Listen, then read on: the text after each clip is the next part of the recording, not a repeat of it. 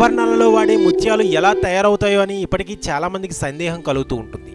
ముత్యాలు మొలస్కా జాతికి చెందిన ఆల్చెప్పులు అనే జీవులలో తయారవుతాయి. పరాన్నజీవులు కానీ ఇసుక రేణువులు కానీ ఆల్చెప్పులోకి ప్రవేశించినప్పుడు వాటి బారి నుండి రాపిడి నుండి తప్పించుకుని ఆత్మరక్షణ చేసుకోవడం కోసం ఆల్చిప్ప వాటిపైకి ఒక ప్రత్యేకమైన ద్రవ పదార్థాన్ని విడుదల చేస్తుంది.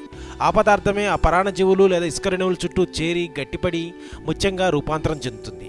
నిజానికి సహజంగా తయారయ్యే ముత్యాలు చాలా తక్కువ, మన అవసరాలకు ఏమాత్రం సరిపోవు.